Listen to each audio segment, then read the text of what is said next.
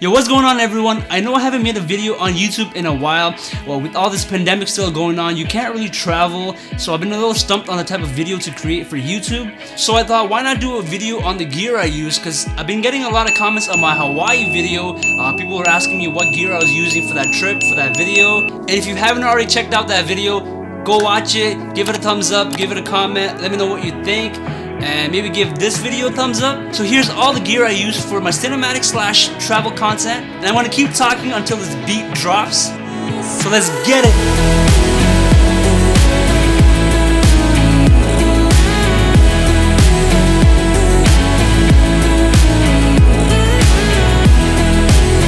So let's start with the main camera. This is the Sony A7 III, which was my main camera and the one that I used on the Hawaii video. You guys all know this camera. This is a beast of a camera for video, for photos. All my Instagram pictures I've been shooting using this guy. A couple months ago, I switched over to the Sony A7S III, which is recording right now. I wanted to push the boundaries a bit more with the 4K 120p, which is crazy, which I haven't actually tried out because I haven't gotten the right SD card yet. But I also switched because my Sony A7 III, I was having a bit of a problem with my headphone jack and the HDMI jack. It wasn't really working, and if I had to go put it for repair, it would take a while to come back. So I needed a camera ASAP, so I got the Sony A7S III now. So those are the two main camera bodies that I used. I don't want to get into all the specs and details because there's a bunch of video already covering that.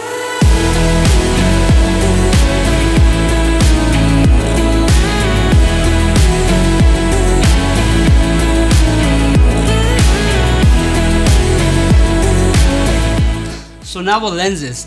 The lens that stays on my camera 95% of the time is going to be the Sony 16-35 G Master f2.8. This is just an awesome all-rounder lens. If you go to 16mm, you're super wide, and if you go 35, you're around the portrait / street photography area. Most of my pictures on Instagram are shot on this lens, but this lens has to be my favorite. If I had to choose one lens to go on a trip and I had to be light with my gear, that would definitely be my lens to go to. And the lens is on the camera right now, so I can't really show it. I'm holding a different lens here. And this is the second lens that I use a lot. This is the Ziess Batis, however you want to call it, 85mm f1.8. So this is a super nice lens. You could call it a B-roll lens. So you have a really good range on this, and it's a prime lens, so it's pretty sharp, and it's f1.8, so you know you're gonna get that creamy bokeh goodness that we all want. So with my 16-35, 35 was the max you could go, and with this 85mm, I can get a lot of compression in the pictures and videos. Plus it has stabilization inside the lens. And I already cracked this little screen a week after I bought it. I don't know how, but you can already see I'm kind of rough with my gear.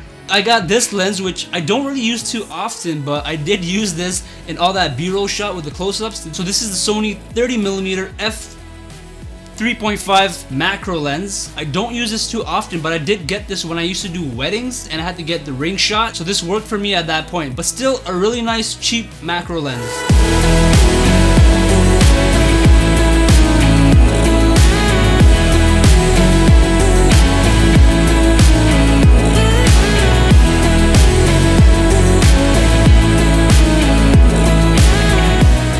Okay, so everyone's favorite gear, which is their drone.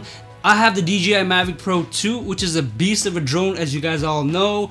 This is DJI's mid-pro consumer level drone, and the quality is amazing. It's got that 1-inch Hasselblad sensor, so it's pretty good in low light. You still have to denoise it a little bit. It does 12 megapixels in RAW, which is awesome. You shoot in D-Log, you can really play around with the colors because of that 10-bit color. Of course, you could do hyperlapse and time-lapse on this. So I bought this a year and a half ago, and if I were to buy a drone right now, the DJI Mavic Air 2 looks pretty sweet as well, and it's smaller, so better for traveling. And I did crash this drone about a week ago. I hit a tree, and if you see this arm here, it's almost completely off. So I gotta go send this off to DJI for repair. And guys, if you're gonna get a drone from DJI, make sure to get refreshed so you're not crying when it crashes. You gotta have a drone to get those amazing establishing shots, flying through stuff like Sam Colder. And right now I feel like everyone has a drone. Even your grandpa probably has a drone, so you need it. So yeah.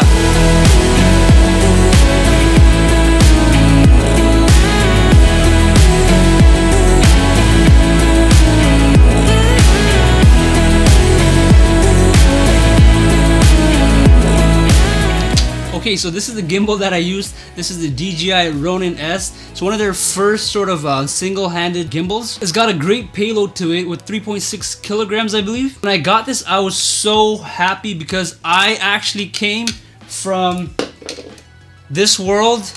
I don't know if you guys know, but this might be like an antique now. This is the Steadicam. Comment down below if you've used one of these. So you gotta get a gimbal to get those smooth cinematic shots. I got this about two and a half years ago, and it's still running strong. And yeah, but if I were to buy a gimbal right now, DJI has a new version of this out, and also a smaller one that's lighter than this, especially for traveling, because this thing kind of is a tank and it's a little heavy, especially when you put all your camera gear and everything on it. But I have beat this guy up.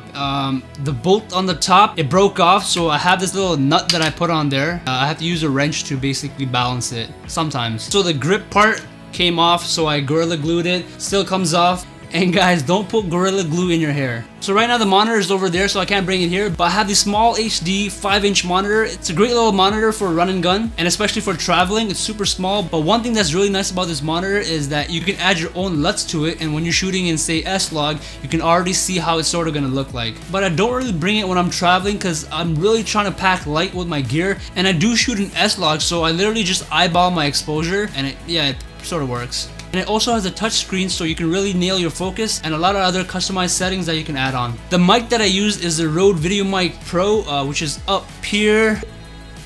This is the first shotgun mic I bought about 4 or 5 years ago now. It did stop working 2 times over the 4 years, but I did get them replaced because I have warranty, and Rode is awesome because they have 10-year warranty. At least for this mic they do. So I got a couple more years to go with this mic. But if I were to buy a mic right now, the Diety looks pretty nice.